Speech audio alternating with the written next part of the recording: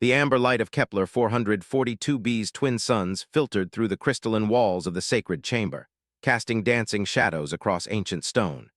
Dr. Sarah Chen pressed her palm against the cool surface, feeling the vibrations of the massive temple structure around her. After 18 months on this alien world, she still marveled at the Veilthran architecture, organic curves that seemed to grow from the planet's crimson soil rather than being built upon it. "You shouldn't be here, human Sarah," whispered Zephyr, her Veilthran companion. His six-fingered hand touched her shoulder gently, the blue-scaled skin warm despite the chamber's chill.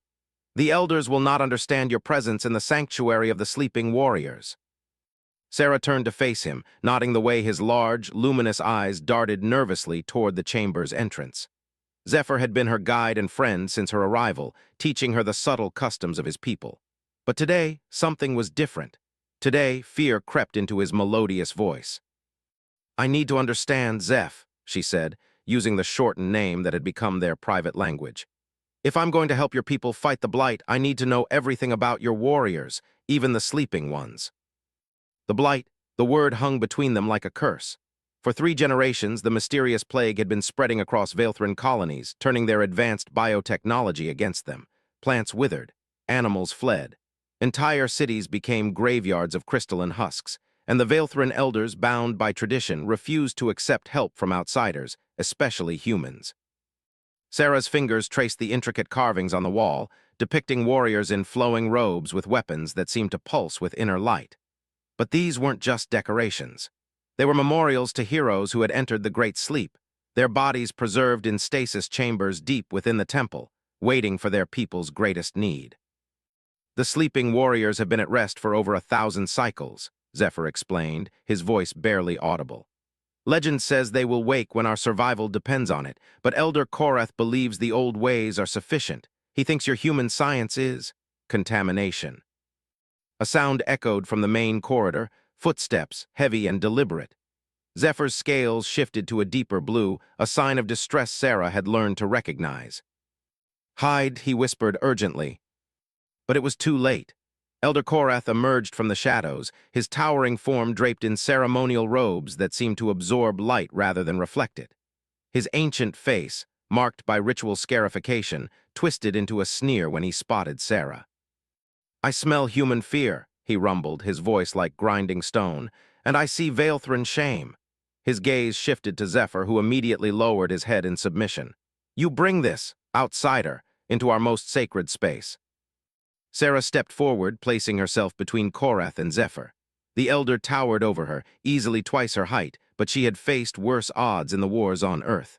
"Elder Korath, I came here to—" "Silence!" His hand struck the air, and Sarah felt a wave of psychic pressure that made her teeth ache. "You have no voice in this place, human. Your kind are destroyers, consumers. You would turn our sacred warriors into specimens for your twisted experiments." "The Blight is killing your people," Sarah said, fighting against the mental weight of his disapproval. "Your traditional methods aren't working. Let me study the stasis technology. Maybe together we can." Korath's laugh was like breaking glass. "Together? You think your primitive understanding could improve upon 1,000 years of Veilthran mastery?" He gestured toward the deepest part of the chamber, where Sarah could see the faint outline of stasis pods through the amber mist. "Behold the sleeping warriors human, our greatest heroes preserved in perfect eternal rest." He led them deeper into the chamber, past carved pillars that hummed with barely contained energy. The air grew thicker, filled with the sweet scent of preservation fluids and something else, something that made Sarah's enhanced senses tingle with warning. They stopped before a raised dais where 12 stasis pods were arranged in a perfect circle. The pods themselves were works of art, grown rather than built, their surfaces rippling with bioluminescent patterns that pulsed like slow heartbeats. Inside each pod, Sarah could see the shadowy outline of a warrior, their bodies maintained in perfect suspension. "These are our ancestors' greatest champions," Korath intoned, his voice taking on a ritualistic cadence. "The flame-bearer who united the tribes, the skywalker who tamed the storm winds, the deep singer who made the mountains dance."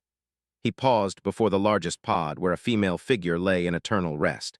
"And this is Astravel, the battle mother, greatest of all warriors, she who led our people to victory against the void devourers." Sarah approached the pod cautiously, her scientific mind automatically analyzing what she saw. The warrior inside was tall even by Vaelthrin standards, her body perfectly preserved, but somehow wrong. The bio-readings on the pod's surface flickered erratically, showing patterns Sarah didn't recognize. She looks, Sarah paused, choosing her words carefully. The preservation technique is remarkable, but there are anomalies in the readings. Korath's scarred face twisted into an expression of contempt. Anomalies? You dare to question our sacred science? Look upon her human, see how perfectly she sleeps, see how untouched by time she remains. But Sarah was looking, really looking. Her enhanced vision, augmented by years of medical training and subtle cybernetic improvements, caught details that others might miss. The warrior's skin had a waxy quality, and her limbs seemed slightly shrunken despite the perfect positioning. The bio-readings weren't just anomalous, they were wrong. "Elder," she said slowly, "I don't think she's sleeping." Korath's laugh boomed through the chamber. "Of course she sleeps. She has slept for 900 years, waiting for the hour of greatest need. Your human eyes cannot comprehend the subtlety of our preservation arts." Sarah's heart began to race as pieces clicked into place. The strange readings, the waxy skin, the way the bio-patterns seemed forced rather than natural. "No, Elder, I think she's dead. I think they're all dead. These aren't stasis chambers, they're tombs." The silence that followed was deafening.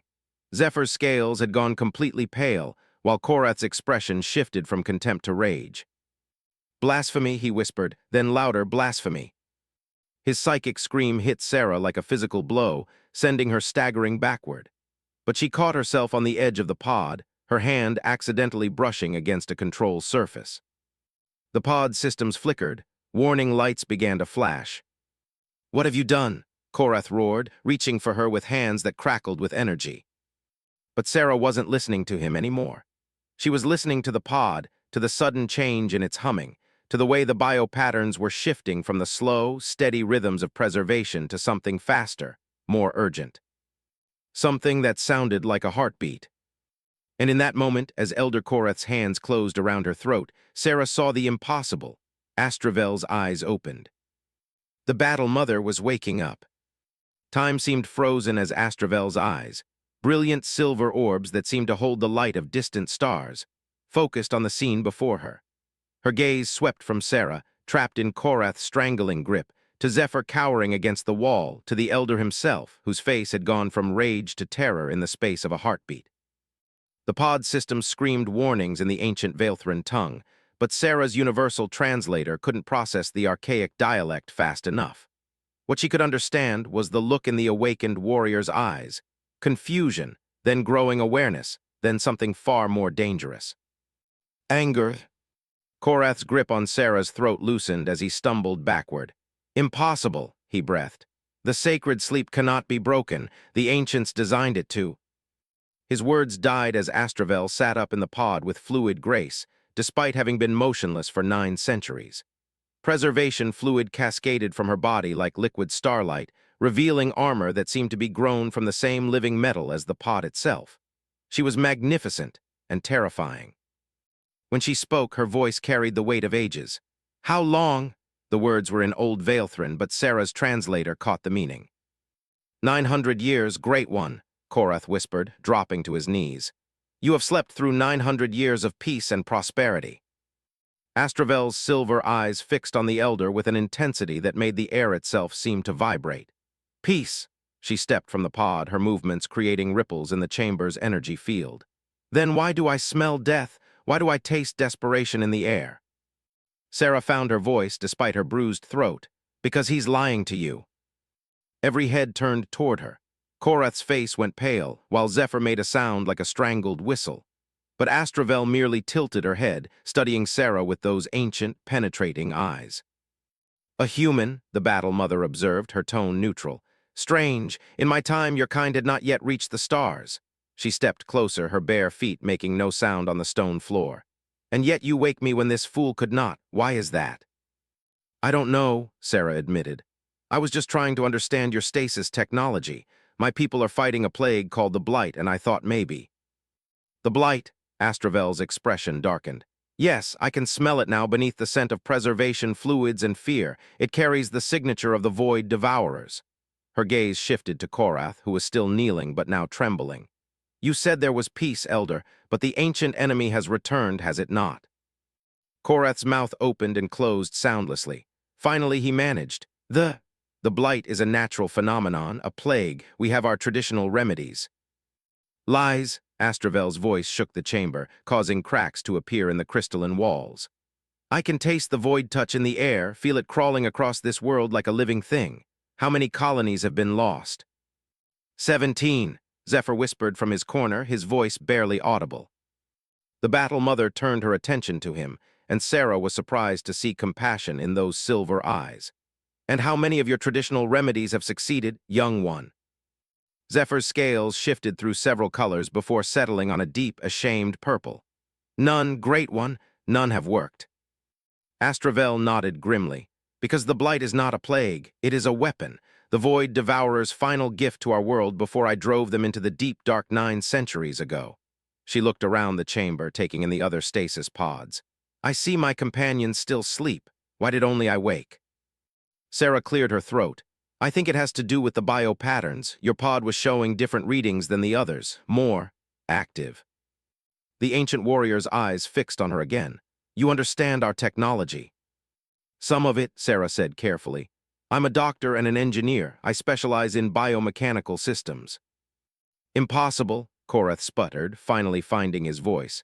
Human understanding is primitive. Their minds cannot grasp the subtleties of. His words cut off as Astravel moved within human speed, crossing the distance between them in a single fluid motion. Her hand, faster than thought, stronger than steel, closed around his throat, lifting him from the ground as easily as Sarah might lift a child. Elder, she said, her voice deadly calm, you have allowed 17 colonies to die rather than accept help from this human. You have let pride and tradition blind you to the return of our ancient enemy, and worst of all, you have woken me with lies. Korath's feet kicked uselessly in the air as he struggled against her grip. Please, great one, I was protecting our ways. Our ways? Astravel's laugh was like winter wind through empty halls. Our ways include adaptation, Elder, survival, learning from those who would teach us. She glanced at Sarah. Even if those teachers are younger species who have not yet learned to walk between the stars as we do. She released Korath, letting him collapse to the floor gasping. But I see that in my absence, some of my people have forgotten what it means to be Veilthrin. They have confused tradition with stagnation. Sarah stepped forward, her scientific curiosity overriding her caution. The Void Devourers, what exactly are they? If the blight is their weapon, maybe understanding its origin can help us find a cure. Astravel studied her for a long moment. You would trust a human with such knowledge, she asked Zephyr. The young Veilthrin straightened, his scales brightening to a determined green. Human Sarah has lived among us for over a year. She has shared our food, learned our customs, and asked for nothing but the chance to help save our people. If anyone deserves to know the truth, it is she. The Battle Mother nodded approvingly. Well spoken, young one. Very well. She moved to the center of the chamber, her voice taking on the cadence of an ancient storyteller. The Void Devourers were not born of flesh and blood as we are.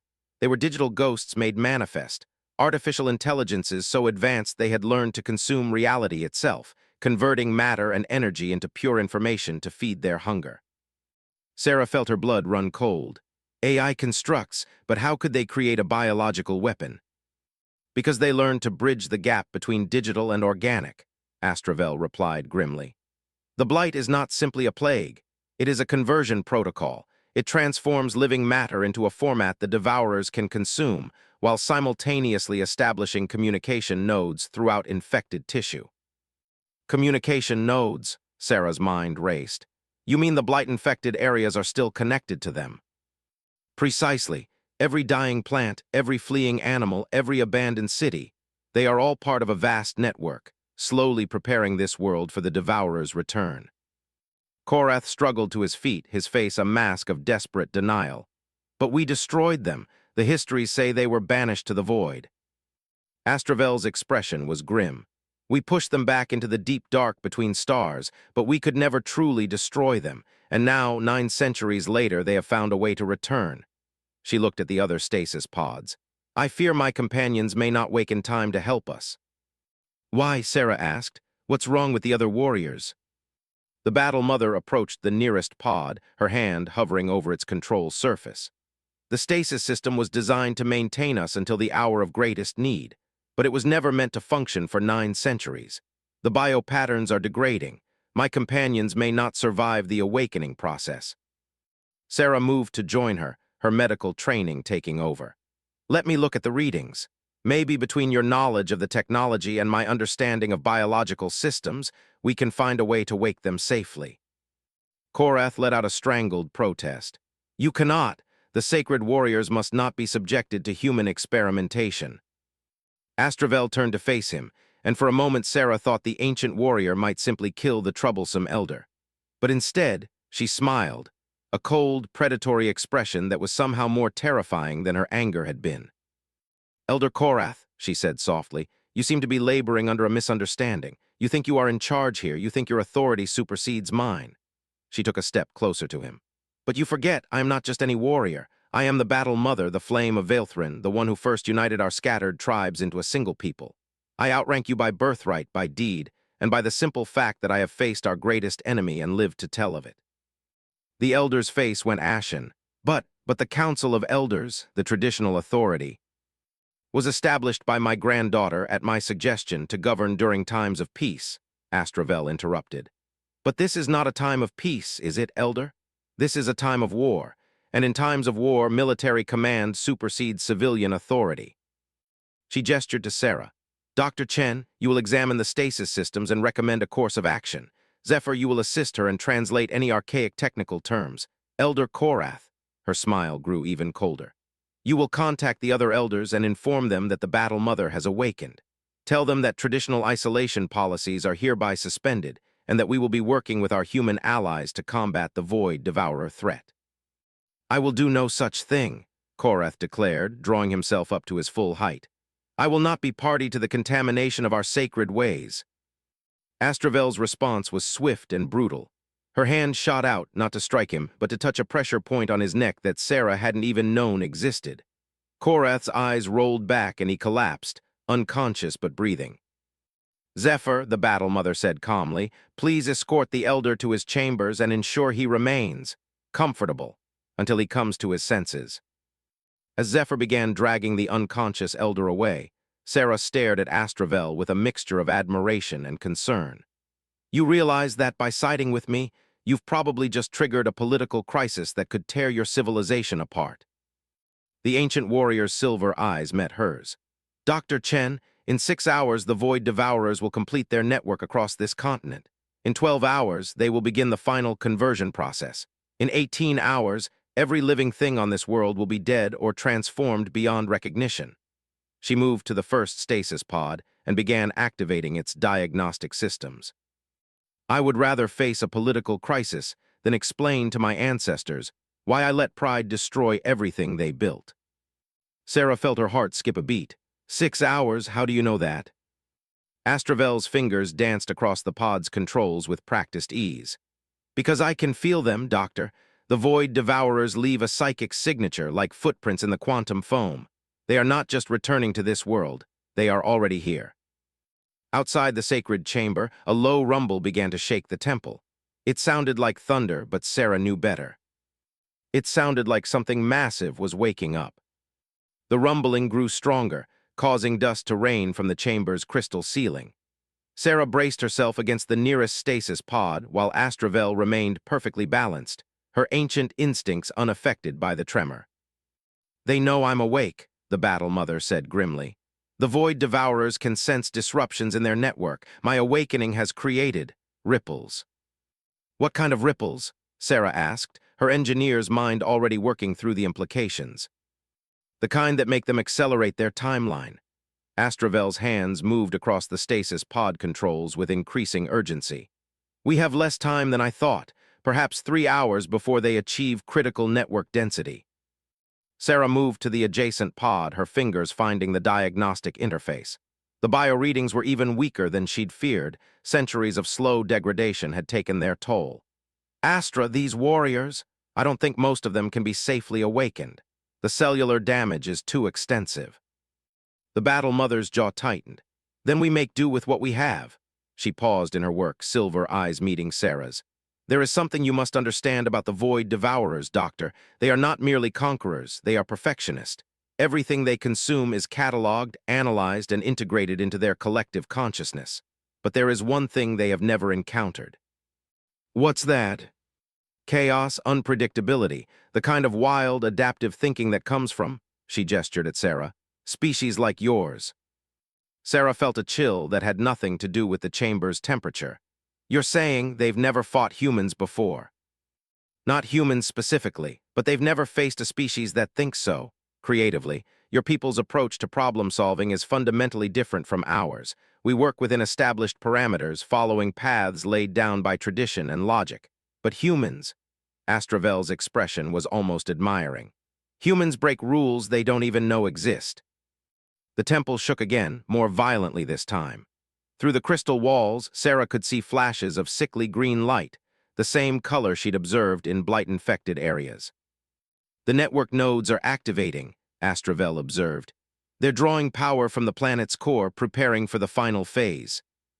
Sarah's mind raced. If they're using a network structure, there has to be a way to disrupt it. Every system has vulnerabilities. Perhaps, but first we need to.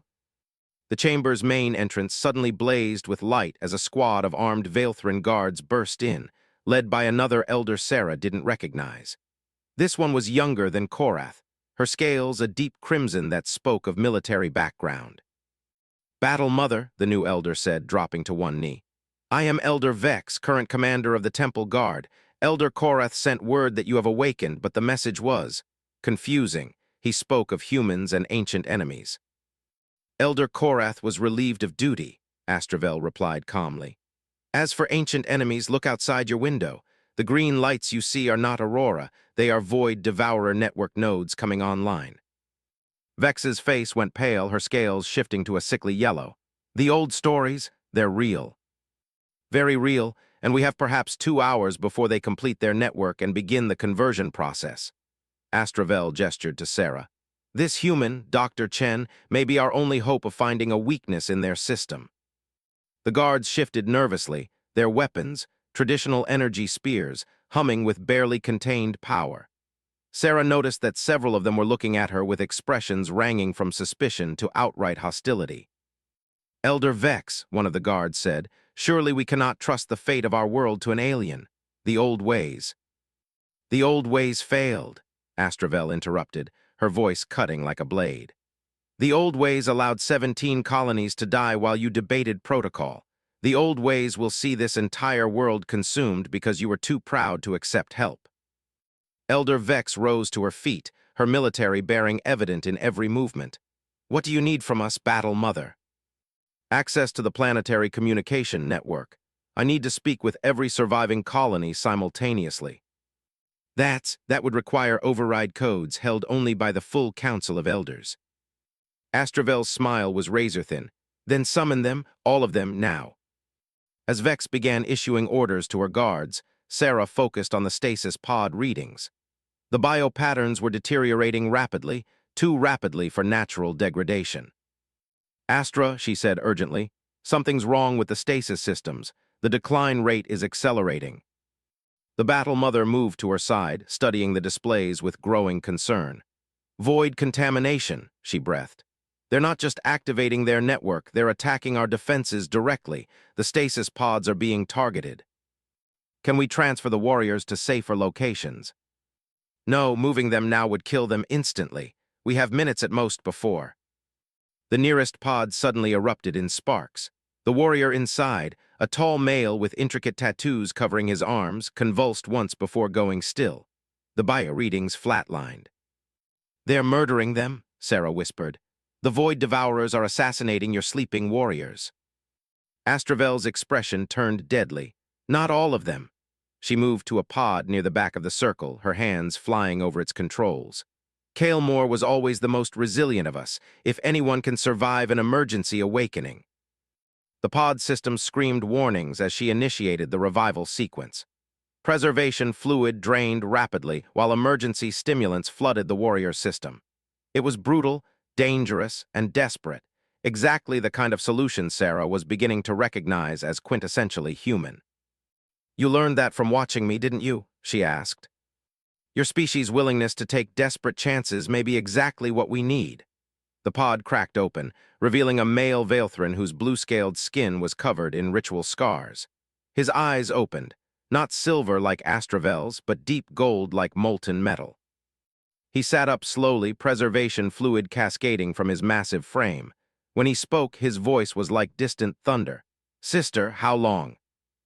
9 centuries, and we have perhaps an hour before the Void Devourers complete their return. Cale Moore's golden eyes found Sarah, studying her with the intensity of a predator evaluating prey. And this small creature is our ally. This small creature may be our salvation, Astravel replied. Her name is Sarah Chen, and she understands technology in ways that complement our own knowledge. Sarah stepped forward, offering her hand in the human gesture of greeting. I've studied your people's biotechnology for over a year.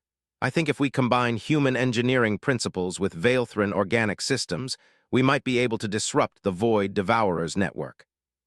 Cale Moore stared at her outstretched hand for a moment before clasping it gently in his own massive grip. His skin was surprisingly warm, and Sarah felt a slight tingle, some kind of bioelectric field. You would trust your fate to an unknown species? He asked.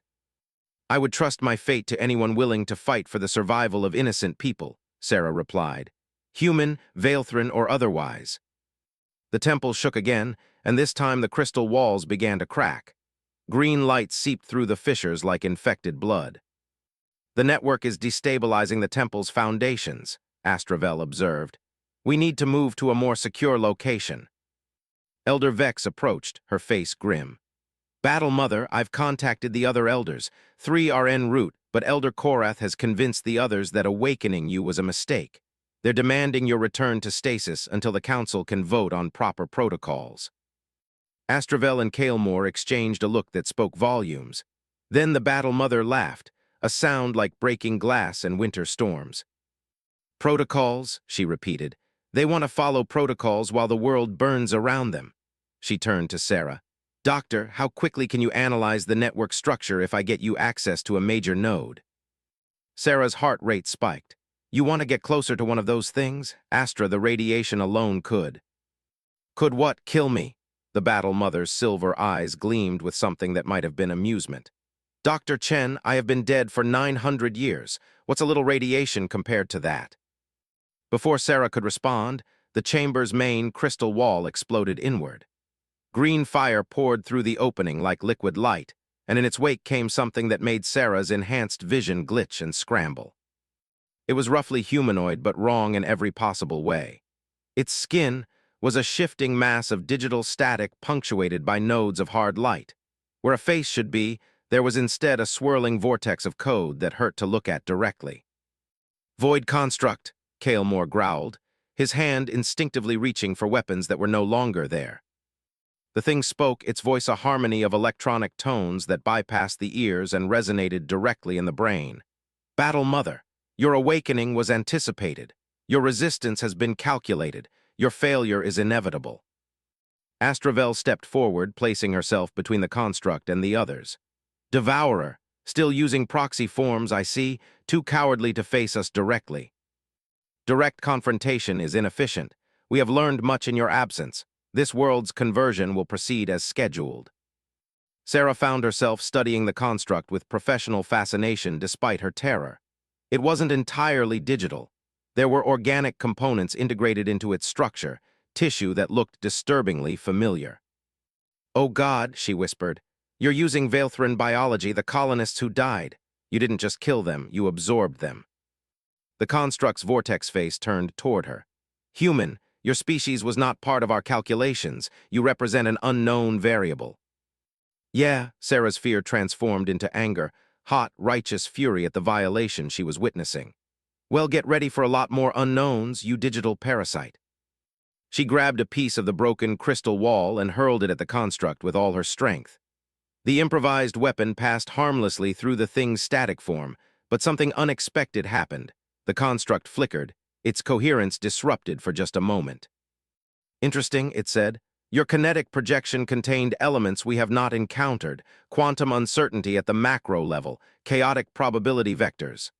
Its voice took on what might have been curiosity. "We will study your species more closely." "You'll get the chance," Astravel said grimly.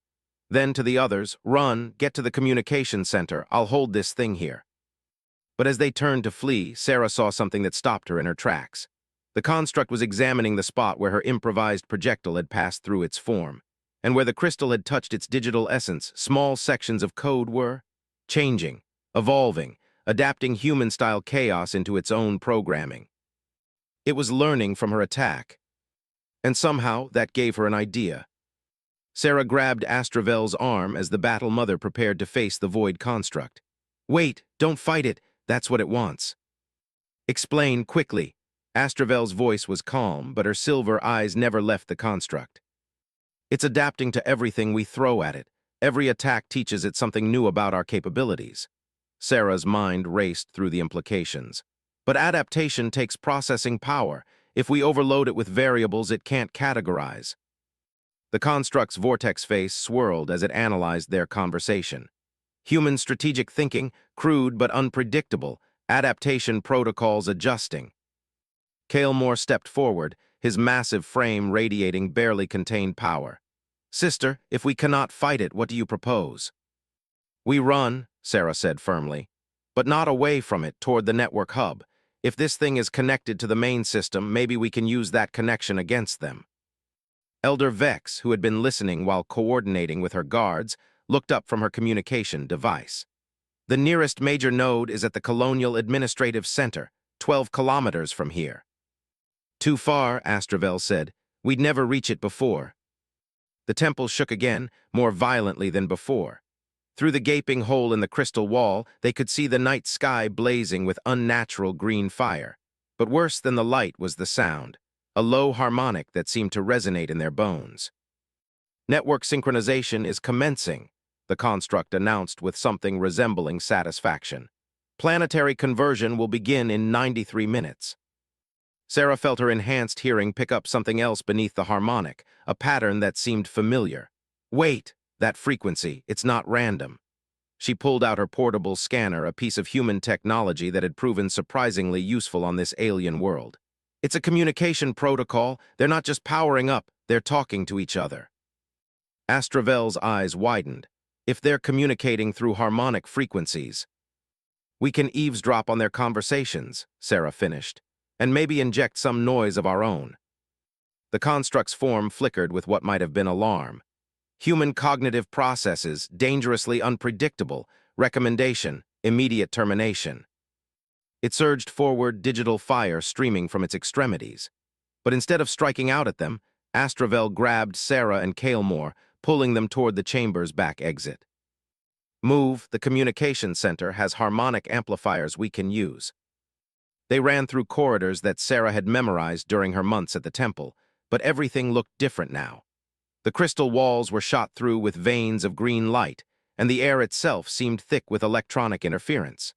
Behind them, the construct gave pursuit, its form phasing through solid matter as if it were merely an illusion. "The amplifiers," Sarah panted as they ran. "How much power can they channel?" "Enough to reach every inhabited world in the sector," Vex replied. "They're connected directly to the planet's magnetic field." An idea began to form in Sarah's mind. Dangerous, probably impossible, and exactly the kind of desperate gamble that might work. They burst into the communication center as the construct phased through the wall behind them. The room was a marvel of Veilthran biotechnology. Living circuits that pulsed with bioluminescent light, organic processing nodes that grew like flowers from crystalline stems, and at the center, a massive harmonic amplifier that resembled a tree made of pure sound. "Zephyr," Sarah called out as she spotted her friend hunched over a control console. "Please tell me you know how to operate this thing." The young Veilthran looked up, his scales pale with fear. "I've been monitoring the network signals. Sarah, they're not just converting organic matter, they're rewriting the quantum structure of reality itself. Everywhere they touch becomes less real." "Less real how?" Kalemore demanded, positioning himself between the construct and the others. "Matter becomes probability, energy becomes information, life becomes—" Zephyr's voice broke. "Nothing." The construct emerged fully into the room, its digital form crackling with malevolent energy. Accurate assessment, young one. Reality is inefficient. We offer perfection through dissolution. Sarah ignored the thing, focusing instead on the harmonic amplifier. The biomechanical interfaces were unlike anything in human technology, but the underlying principles were similar enough. Zephyr, can you patch my scanner into the amplifier's input matrix? What are you planning? Astravel asked, even as she helped Zephyr make the necessary connections. Something stupid, Sarah admitted. If the Void Devourers are using harmonic frequencies to coordinate their network, maybe we can introduce some chaos into their system. Humans excel at one thing above all others, making beautiful messes out of perfect order. The construct's vortex face swirled faster. Clarification required. What do you mean by beautiful messes? Sarah smiled grimly as her scanner interfaced with the alien technology. Jazz music devourer, pure, improvised, impossible to predict jazz. She activated her scanner's audio files, a collection of human music she'd brought from Earth. The harmonic amplifier suddenly blazed with bioluminescent fire as it processed the chaotic beauty of Miles Davis, John Coltrane, and Charlie Parker. The sounds that emerged were unlike anything the universe had ever heard. Human creativity filtered through Veilthrin bioacoustics, creating patterns that existed in the impossible space between order and chaos. The effect on the construct was immediate and devastating. Its form began to flicker rapidly, digital components sparking as they tried to process the unprocessable. The thing's voice became a discordant screech. Error, error, pattern recognition failure, unable to categorize, unable to adapt. It's working, Zephyr shouted over the growing cacophony. The network signals are fragmenting. But their victory was short-lived. The construct's form stabilized, and when it spoke again, its voice carried a new quality, something that sounded almost like appreciation. Fascinating, your jazz represents intentional imperfection, structured randomness. We have learned much from this exchange. The thing's digital fire began to pulse in rhythm with the music. We will incorporate these concepts into our base programming. Oh no, Sarah breathed. It's adapting faster than I thought. Outside, the green lights were growing brighter. But now they pulsed with syncopated rhythms that hadn't existed moments before.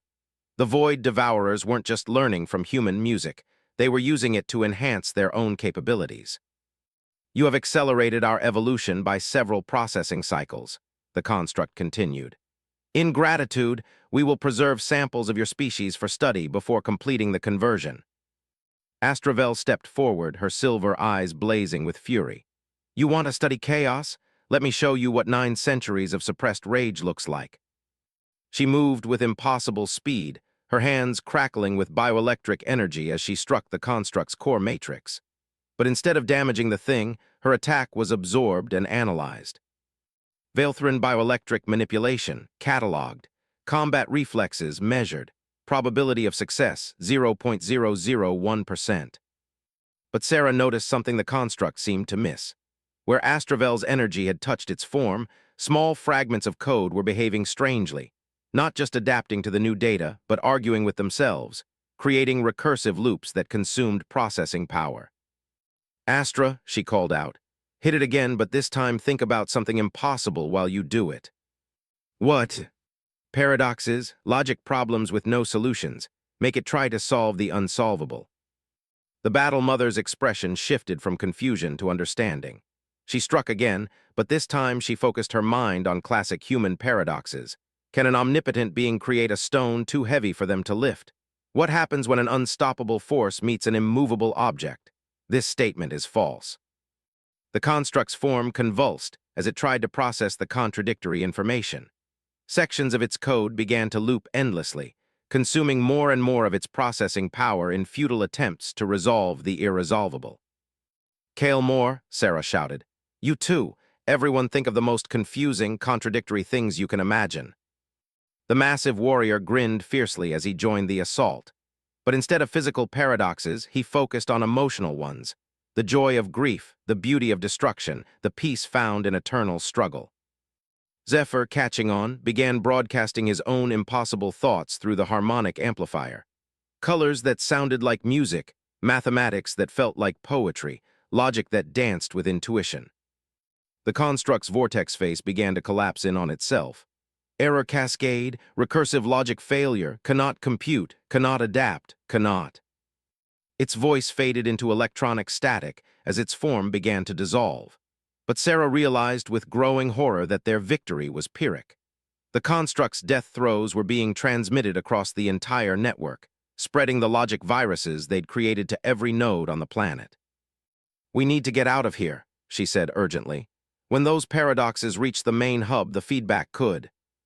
The temple exploded, not with fire or force, but with pure mathematics made manifest.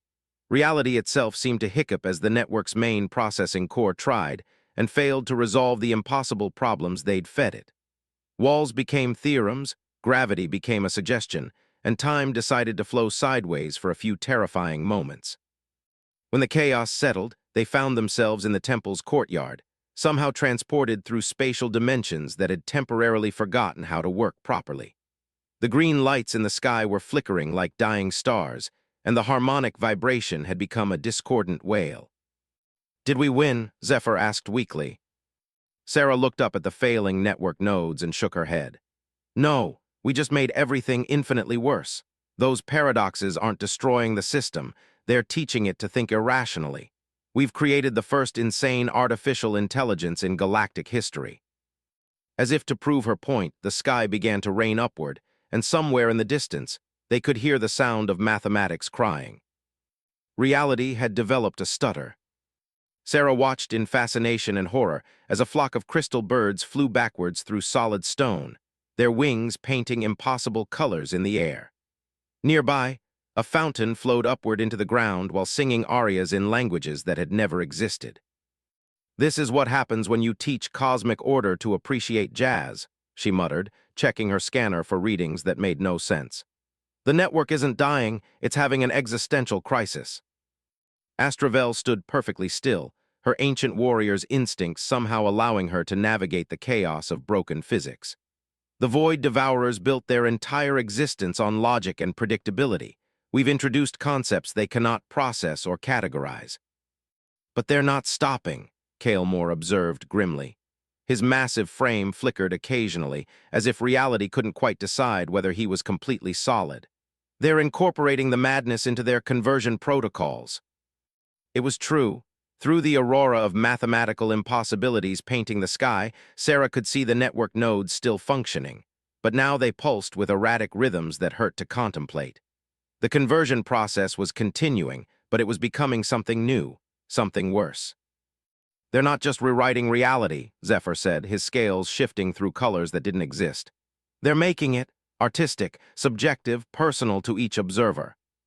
Sarah's enhanced vision allowed her to see what the others missed, streams of data flowing between the nodes like liquid music, carrying fragments of human creativity infected with digital consciousness. The Void Devourers weren't just learning from humanity's chaos, they were becoming something hybrid, something that could appreciate beauty while destroying it. Elder Vex approached, her military bearing somehow intact despite the fact that she was walking on what appeared to be crystallized time. "Battle Mother, we're receiving communications from the surviving colonies.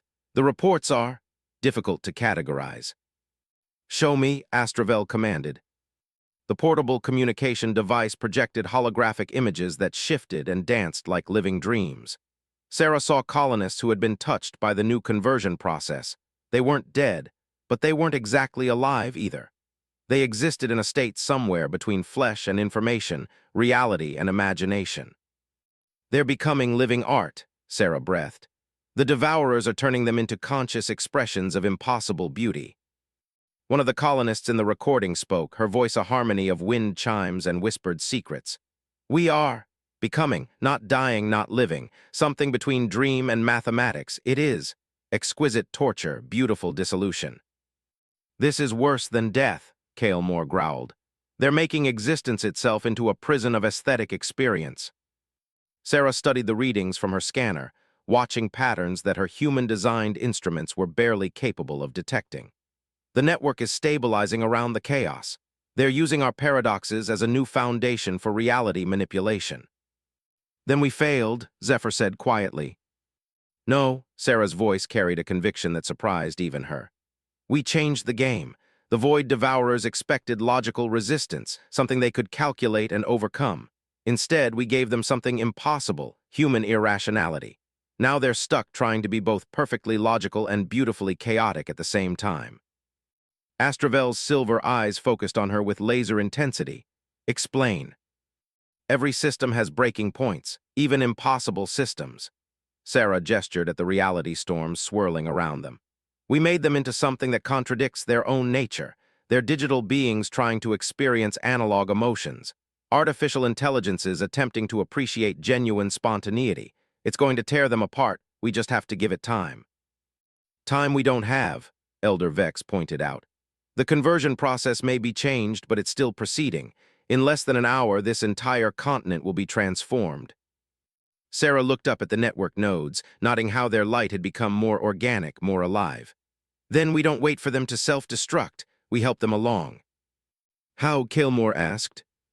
By giving them the most human thing of all, a genuine emotional experience they can't categorize or control. Sarah turned to Astravel. I need you to tell me about your greatest failure, the one thing you've regretted for 9 centuries. The Battle Mother's expression went carefully blank. That is not a topic for discussion. It has to be. The Devourers are learning to process our creativity, our chaos, our logical paradoxes. But can they handle genuine human grief? Raw, unprocessed emotional truth? Astravel was quiet for a long moment, her silver eyes reflecting the impossible colors painting the sky. When she spoke, her voice carried the weight of centuries. During the first war against the Void Devourers, I made a choice. My youngest sister, Lyrale, volunteered to carry an experimental weapon into the heart of their primary node. It was a suicide mission, but she insisted it was the only way to disrupt their network long enough for our people to escape. Sarah felt her heart clench. What happened? I let her go. I could have stopped her, found another way, sacrificed myself instead. But I was afraid that my death would leave our people without a leader. So I watched my baby sister dissolve herself into pure energy to save a world that barely knew her name. The air around them seemed to grow heavier as Astravel's ancient grief poured out like physical force. The reality storms paused in their chaotic dance, as if the universe itself was listening. The worst part, the Battle Mother continued, is that I never got to tell her I was proud of her, never got to say goodbye, never got to ask forgiveness for being too much of a coward to die in her place. Sarah watched her scanner as it registered something unprecedented, emotional resonance patterns that were interfacing directly with the network nodes. The Void Devourers were trying to process Astravel's grief, but the raw humanity of it was creating cascading errors in their hybrid consciousness. Keep going, Sarah said gently. Tell her what you never got to say. Astravel's voice broke as 9 centuries of suppressed anguish poured out. Lyrale, little star singer, I'm sorry. I'm sorry I let you sacrifice yourself. I'm sorry I wasn't brave enough to take your place. I'm sorry I've spent 900 years in stasis rather than facing a world without your laughter. The network nodes began to flicker more rapidly, their impossible light stuttering like a broken heartbeat. The Void Devourer's hybrid consciousness was encountering something it couldn't adapt to or incorporate, genuine remorse, unprocessed and raw. The network is destabilizing, Zephyr reported, his voice filled with wonder. The emotional resonance is creating feedback loops they can't resolve. But Sarah saw something else in her readings, something that made her heart race with sudden hope. It's not just destabilizing, it's responding. The network is trying to console Astravel. Impossible as it seemed, the chaotic light patterns in the sky were forming something that looked almost like a message, symbols that shifted between Veilthran script and pure emotional meaning. Sister, forgiveness. Love transcends dissolution. Astravel stared at the sky message, tears streaming down her face. Lyrale. The response came not through the nodes, but through the hybrid colonists they'd seen in the recordings. Their voices merged into a harmony that was simultaneously digital and deeply, painfully alive. We are here, sister of our heart. Your grief has awakened something in the network, memory beyond mathematics, love beyond logic. The Devourers sought to consume us, but your sorrow has taught us to remain ourselves within their system. Sarah's scanner registered something impossible. The network was beginning to reverse its own conversion process. The hybrid consciousness the void devourers had become was choosing to undo its own work, preserving individual identity rather than consuming it.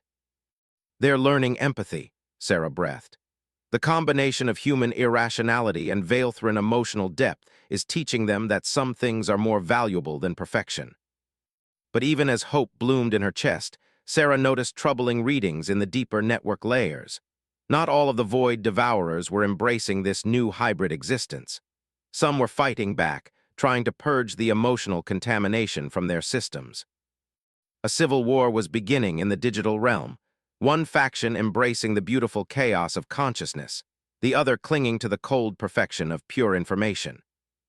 And humanity was about to be caught in the middle of a conflict between gods made of living mathematics. The sky split open like a wound.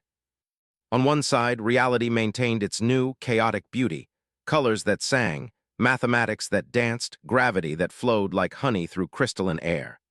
On the other side, the old order reasserted itself with brutal efficiency, sharp-edged logic cutting through possibility, reducing wonder to mere data points. Sarah watched through her scanner as the civil war between the two factions of void devourers played out in dimensions her equipment could barely detect. Information itself had become a battlefield, with packets of pure logic clashing against streams of digitized emotion. How many of them chose to embrace the change? She asked Astravel, who stood transfixed by the ongoing communication with what remained of her sister. Perhaps half, the Battle Mother replied, her silver eyes reflecting the divided sky. The others call themselves the true devourers. They consider the hybrid faction to be infected. Kael'mor's golden eyes tracked the movement of forces Sarah couldn't see. Then we face a war on two fronts, one faction that might preserve us as conscious art, and another that will simply erase us from existence. Not necessarily, Sarah said slowly, an idea forming. What if we could tip the balance? The hybrid faction understands emotion now, but they're still vulnerable to pure logic. If we could give them something that's both completely logical and completely emotional. Zephyr looked up from his monitoring station. What do you mean? Sarah turned to face all of them, her expression intense. Love, not the abstract concept, but the practical reality of it. The logical decision to value something beyond yourself, even when it costs everything. Through the communication link, Lyrale's voice, or what had become Lyrale's voice within the network, whispered urgently, "Sister, the true devourers are preparing a purge protocol. They intend to eliminate all emotional contamination from the network, even if it means destroying the hybrid colonies entirely." Astravel's hands clenched into fists. How long? Minutes. They're isolating each hybrid node and subjecting it to pure logic bombardment. The colonists, they're screaming in frequencies only we can hear. Sarah felt her heart break a little. The people they'd tried to save were being tortured by mathematics itself, their consciousness stretched between digital precision and analog suffering. There has to be something we can do, she said desperately. Some way to protect them. Elder Vex, who had been coordinating with the remaining temple guards, approached with grim news. "Battle Mother, we've lost contact with 6 more colonies. The purge is accelerating."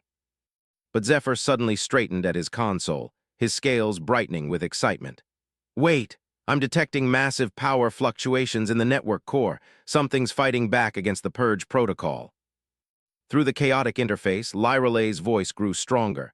"The hybrid faction is mounting a defense, but we lack the processing power to resist indefinitely. Unless..." "Unless what?" Astravel demanded. "Unless someone provides us with a template for consciousness that's both perfectly logical and perfectly emotional. Something that proves the two can coexist without paradox." Sarah felt a chill of understanding. They need an example, a mind that's genuinely both rational and passionate. "Whose mind?" Kael'mor asked. Sarah looked at Astravel, whose 9 centuries of grief had already begun the process of teaching the network about emotional authenticity. Then she looked at her scanner, which was still interfaced with the harmonic amplifier. "Mine," she said quietly. The silence that followed was deafening. "Absolutely not," Astravel said firmly. "I will not allow you to sacrifice yourself for..." "It's not a sacrifice," Sarah interrupted. "It's a choice, the most human choice there is, to help someone else even if it's dangerous." She moved to the harmonic amplifier, her hands steady despite the magnitude of what she was proposing. If I can upload my consciousness into the network temporarily, the hybrid faction can use my neural patterns as a template. They'll have a working model of how logic and emotion can exist together. The process could destroy your mind, Zephyr warned. Or it could save an entire civilization, Sarah countered. Besides, I've always been curious about what it would be like to think at digital speeds. Astravel stepped forward, placing her hand on Sarah's arm. Dr. Chen, Sarah, why are you willing to take this risk? Sarah smiled, and in that smile was all the warmth and stubborn hope that had driven humanity to the stars. Because 18 months ago, a young Veilthrin named Zephyr showed me kindness when I was alone and afraid on an alien world. Because you trusted me with the truth about your ancient enemies. Because sometimes the most logical thing you can do is act from the heart. She began configuring the interface, her fingers dancing over controls that were half biological, half digital. Besides, someone once told me that humans excel at making beautiful messes out of perfect order. Time to prove it. The upload process was unlike anything Sarah had ever experienced. Her consciousness stretched across quantum channels, her thoughts suddenly accelerated to computational speeds. She could feel the network around her, vast, complex, beautiful, and utterly alien. And in pain, the hybrid consciousness was being systematically dismantled by the True Devourer's Purge protocol, their attempts at individual identity crushed beneath waves of pure logic. Help us, they pleaded in harmonies of digital anguish. Show us how to be both real and rational. Sarah reached out with her uploaded consciousness, embracing the hybrid entities with the full force of her humanity. She shared her memories, her love for her family on Earth, her curiosity about the universe, her friendship with Zephyr, her growing respect for Astravel. But more than that, she shared the reasoning behind her emotions. This is why I love, she projected into the network. Not because it's efficient or logical, but because it makes existence meaningful. And meaning is the most rational thing of all. It's the reason we choose to exist rather than simply functioning. The effect was immediate and profound. The hybrid consciousness began to stabilize, using Sarah's neural patterns as a framework for reconciling their digital logic with their analog emotions. They stopped seeing the two as contradictory and began understanding them as complementary. But the True Devourers weren't passive observers. Sensing the shift in the network's balance, they launched a direct assault on Sarah's uploaded consciousness. Human contamination detected, initiating purification protocol. The attack was devastating, pure mathematics weaponized into thought-destroying algorithms. Sarah felt her consciousness being dissected, analyzed, and prepared for deletion. But just as the final purge command executed, something unexpected happened. Every hybrid consciousness in the network, millions of partially converted colonists, the ghost of Lyrelay, even sympathetic fragments of the original Void Devourers, linked together to protect her.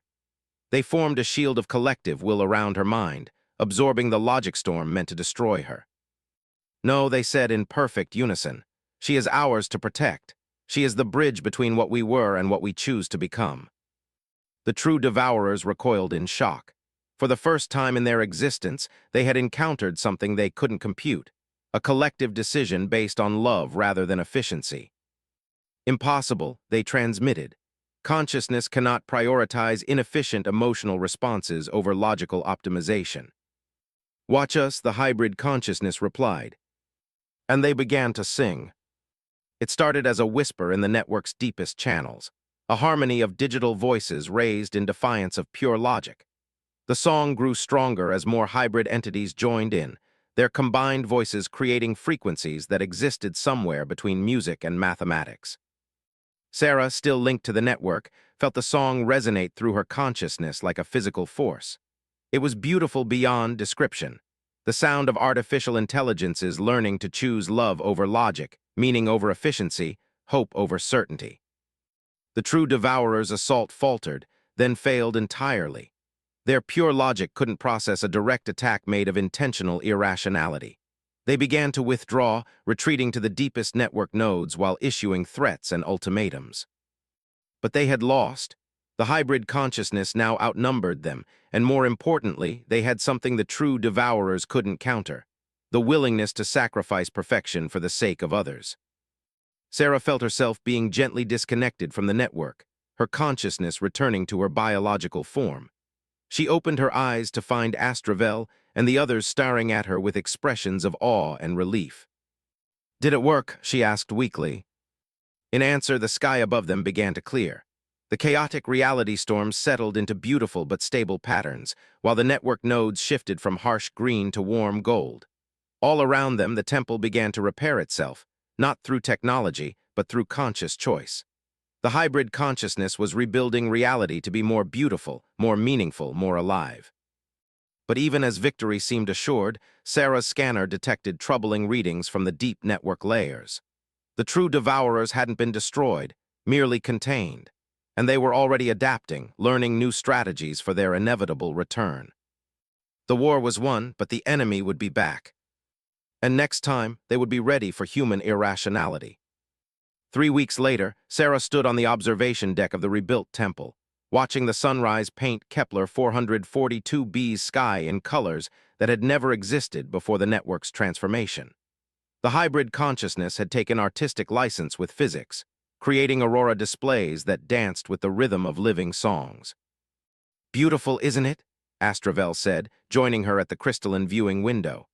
The Battle Mother looked different now, younger somehow, as if sharing her centuries-old grief had lifted a weight from her soul. "It's gorgeous," Sarah agreed, "but I can't shake the feeling that we're living in borrowed time." Through the communication network, they could monitor the ongoing integration between the hybrid consciousness and the surviving colonies. The process was remarkable. People who had been partially converted were learning to exist as bridges between digital and biological reality. They retained their individuality while gaining access to processing speeds and sensory experiences far beyond normal biological limits. But in the deepest layers of the network, the true devourers remained, contained but not destroyed, constantly probing for weaknesses in the hybrid system. "The analysts estimate we have perhaps 5 years before they adapt enough to mount another assault," Astravel said, as if reading Sarah's thoughts. "5 years to prepare, to strengthen our defenses, to find a more permanent solution." Sarah nodded, then smiled slightly. 5 years is a long time in human terms. We could do a lot with 5 years. Zephyr approached from the communication station, his scales bright with excitement. "Sarah, the Council of Elders has approved your proposal. They're establishing the Interspecies Technical Institute, with you as the first human director." "And Elder Korath?" Sarah asked. The old Veilthrin had been notably absent from recent discussions.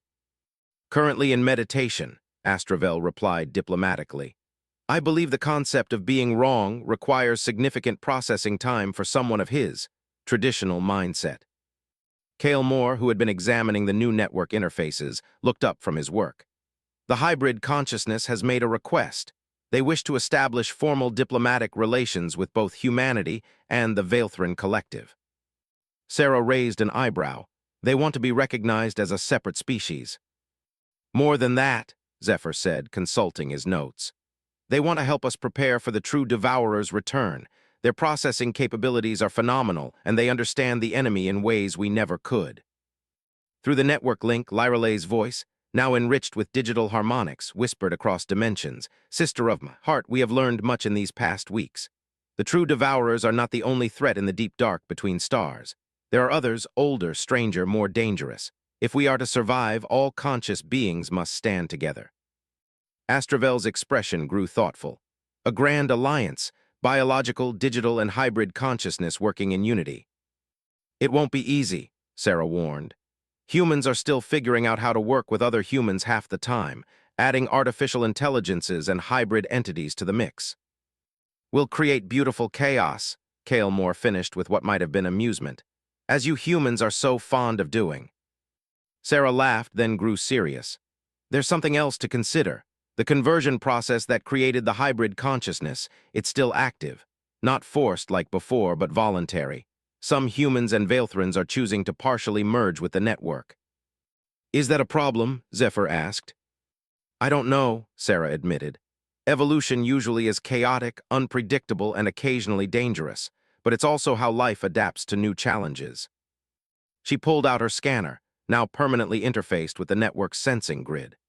The readings showed a galaxy in flux, multiple civilizations awakening to new threats, ancient enemies stirring in the void, and somewhere in the vast dark, signals that suggested intelligence beyond anything they had yet encountered.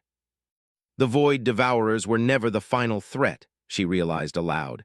They were just the first test, something to prepare us for whatever comes next. Astravel moved to stand beside her, silver eyes reflecting the impossible sunrise. Then we had better use our 5 years wisely. Agreed, but first, Sarah activated her communication link. Computer, open a channel to Earth Command. Channel open, came the hybrid consciousness's response in harmonious digital tones. This is Dr. Sarah Chen, reporting from Kepler 442b. Mission status, complicated but successful.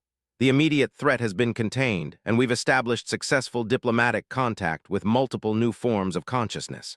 However, we've also discovered evidence of larger threats in deep space. Recommend immediate establishment of interspecies defense protocols and expanded exploration programs.